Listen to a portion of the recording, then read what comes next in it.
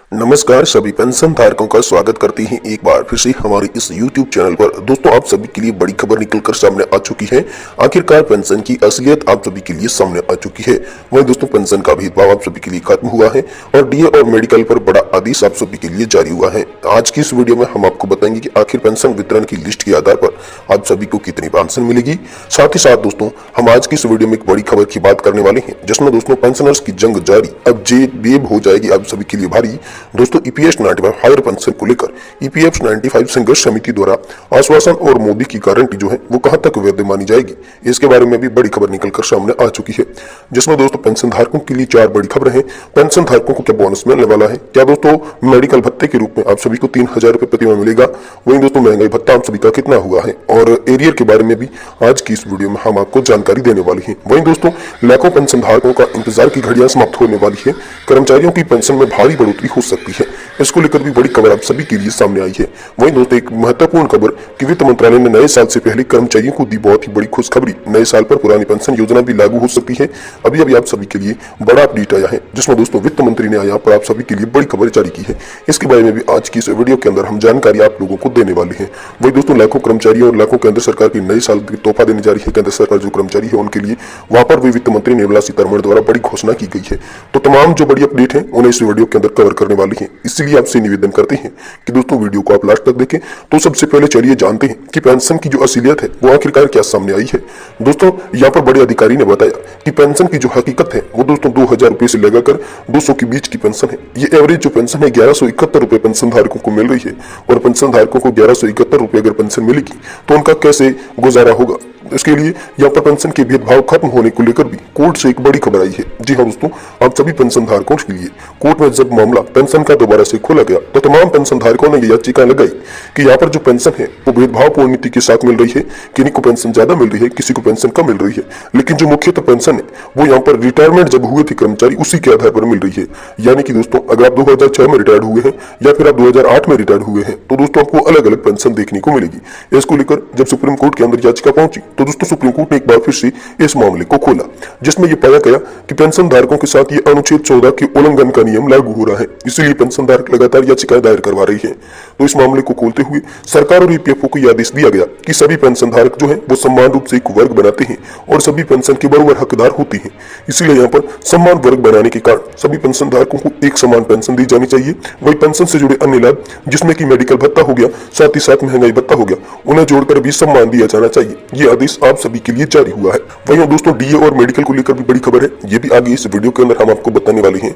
वहीं दोस्तों, पेंशन वितरण की लिस्ट आप सभी के लिए जारी हो चुकी है। तो दोस्तों, पेंशन वितरण की लिस्ट के अनुसार आप सभी की सबसे पहले 15,000 रुपए की सैलरी लिमिट के आधार पर बेसिक पेंशन की बात की गई है। इसके बाद दोस्तों आपकी पेंशन बढ़ोतरी में 60 साल से लगाकर 80 साल के बीच की पेंशन बढ़ोतरी की बात कही गई है।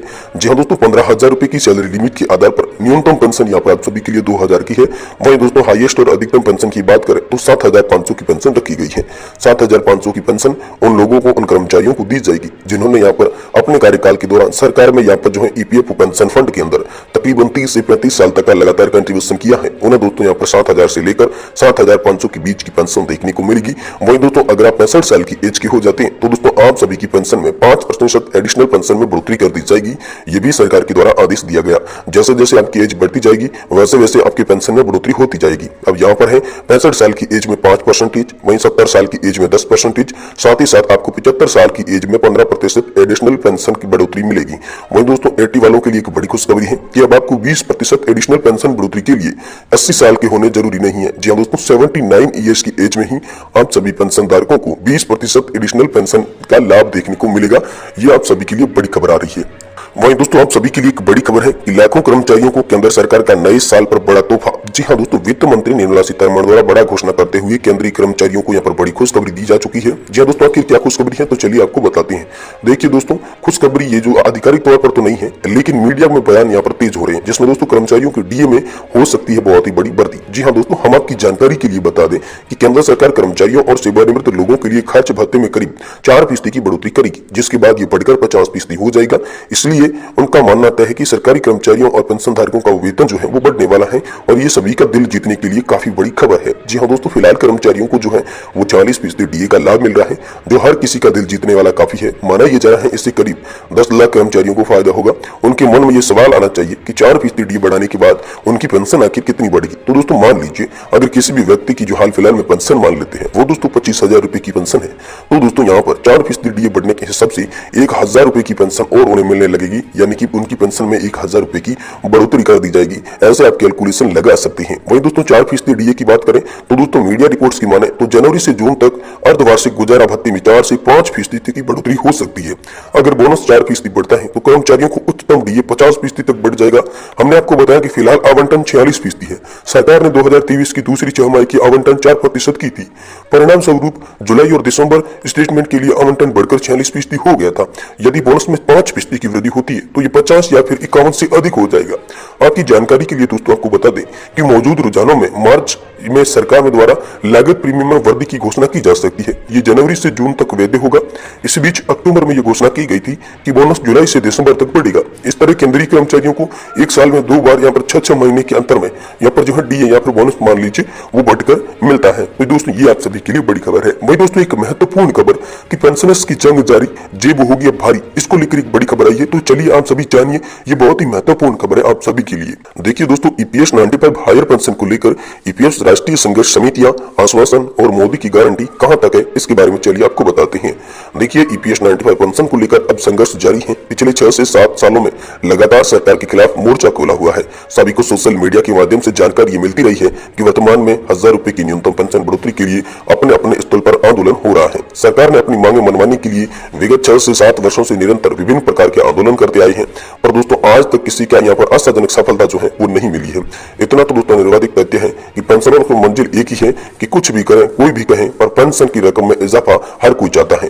दोस्तों हायर पेंशन चाहने वालों की स्थिति अच्छी नहीं है। तो 2005 से सुप्रीम कोर्ट की वो चक्कर काट रही है। सर्वोच्च न्यायालय ने 2016 और 2022 के दो फैसलों के बाद भी आज तक दोस्तों यहाँ पर उच्च पेंशन पर कोई नवाज नहीं आया है। ये उनके लिए बेहद दुर्भाग्य की बात है। दोस्तों एक बात समझ में नहीं आ रही कि न्यूनतम पेंशन की मांग करने वाले एक साथ मिलकर मांग क्यों नहीं कर सकते, क्यों एक दूसरे के अपना श्रेष्ठ बताने में लगे हुए, कभी इस पर तो कभी इस पर विचार किया जा रहा है। दोस्तों 3,000 रुपए की मांग करने वाले अलग लोग हैं, 5,000 रुपए की मांग करने वाले अलग लोग हैं, 7,500 की मांग वाले अलग है, 9,000 रुपए की मांग करने वाले अलग लोग हैं। तो दोस्तों साथ ही में सुप्रीम कोर्ट वाले अलग है, पर सरकार तो एक ही है ना, जो बड़ी शक्तिशाली भी है। ऐसे में सबसे पहले लोग और भी कमजोर थे और कमजोर होते जा रहे हैं। इसलिए पेंशन धारकों को ये बताया गया कि पेंशन धारकों को इकट्ठा होना जरूरी है। दोस्तों यहाँ पर जो है सरकार ठोस निर्णय ले सकती है, आश्वासन भी सरकार ने दिया है। और इसी बीच जो दोस्तों 31 दिसंबर 2023 तक सरकार निर्णय लेने की अपेक्षा कही थी। अब देखना यह होगा कि चुनावी राजनीति के माहौल के चलते सरकार पेंशनरों की कितनी सुध लेती है, या फिर सैकड़ों उम्मीदवार कमजोर असहनीय देश के वरिष्ठ नागरिक पेंशनरों के लिए फिर से आंदोलन की कमर कसनी पड़ेगी। ये तो दोस्तों आने वाला समय ही बताएगा। अगर ऐसा हुआ तो प्रधानमंत्री पेंशनरों को 2 बार